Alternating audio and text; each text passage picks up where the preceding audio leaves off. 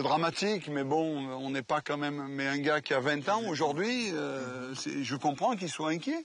On demande de vendre dignement le fruit de notre travail. De récolter l'argent de votre travail. Rien d'autre. Pas d'aide. Pas d'aide, je suis pas handicapé. Qu'on donne de l'aide à quelqu'un qui est handicapé, je le comprends. Mais qu'on nous donne de l'aide à nous, mais c'est injuste. La seule optique aujourd'hui, c'est de payer moins cher nos salariés. Mais c'est une connerie. En les payant le prix qu'on les paye, on est capable de vendre dignement nos fruits.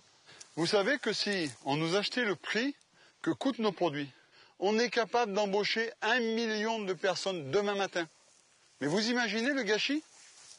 Je comprends pas. Alors justement, la manière de contrer ce système absurde qui marche sur la tête, pour vous, Pierre Priolet, c'est quoi? Moi, j'avais dit aux gens, écoutez, si on nous laisse construire 1000 mètres carrés de nos terres, on donne cet argent pour faire un fonds et créer des points de distribution pour nos produits. Directement du producteur au consommateur. Aux consommateurs et si possible les plus pauvres, ceux qui n'ont pas accès à nos produits. Est-ce qu'on vous autorise à faire ce genre de choses? J'ai aujourd'hui des gens qui ont entendu cet appel et qui se sont dit vraiment touchés par notre situation de détresse et qui m'ont dit, c'est pas vieux, il y a 3 jours, nous, on peut vous aider à faire ça. Je suis sûr qu'on aurait 500 points de distribution en France. Les Français sauraient ce que coûte un produit à produire et à apporter sur leur table. Et au moins, quand on leur dira la pomme à 1,20 €, c'est le prix. Ils auront du mal à acheter 3 € en magasin. Parce que dans leur ville, il y aura un point où on vend à 1,20 €. Mais moi, je ne désespère pas. Il suffit d'une enseigne qui décide de dire « j'ai compris le message ». Moi, quand le consommateur vient chez moi, il sait que le producteur est payé au juste prix. Ce jour-là, celui qui communique là-dessus, il va prendre 80% du marché. Les autres, même s'ils ne veulent pas, seront obligés d'y aller. On va finir aussi sur cet endroit qui... c'est un début de douleur, voilà. C'était des arbres, c'était des arbres. C'est un cimetière, c'est-à-dire que tout ce qui était... Des pommes ou des poires? Des poires, des poires.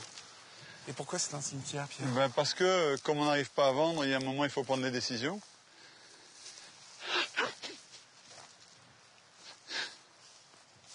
On a coupé.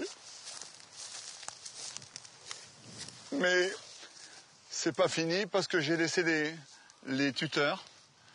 Et j'espère qu'un jour, j'ai laissé les tuteurs quand même pour espérer qu'un jour un jeune vienne planter entre les racines. J'ai laissé l'irrigation. J'ai laissé parce que ça lui évitera d'avoir à réinvestir. Et donc, on coupe, mais en même temps, il faut garder l'espoir. Il faut jamais abandonner. Jamais. Je pense qu'aujourd'hui, vous voyez un peu la situation. J'arrive pas à me résoudre à enlever les tuteurs. J'arrive pas. Comment on arrive à couper les arbres là comme ça doit...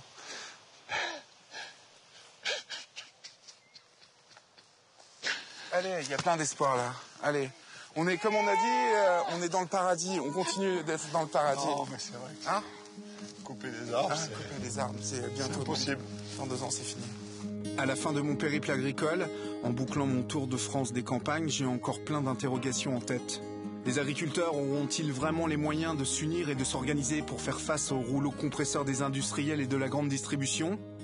Ces coopératives et ces points de vente dont me parlait Pierre sont-ils une solution viable ou une idée utopique? Après la France sans usine, peut-on imaginer une France sans agriculteurs? Face à la déferlante des produits agricoles moins chers de nos voisins, notre pays aura-t-il encore besoin de ces paysans pour se nourrir dans les années à venir? Après avoir rencontré Bertrand, Fabien, Florent, Julie, David, Nicolas et les autres, j'ai envie d'y croire et de leur dire de ne surtout pas baisser les bras. J'ai envie de croire que ni les politiques ni nous les Français n'allons abandonner nos paysans. J'ai envie de croire qu'ils vont s'en sortir et finir par gagner honorablement leur vie comme ils le méritent. Parce que le fruit de la terre et du travail des hommes, évoqué par Florent au début de ce film, doit être récompensé dignement.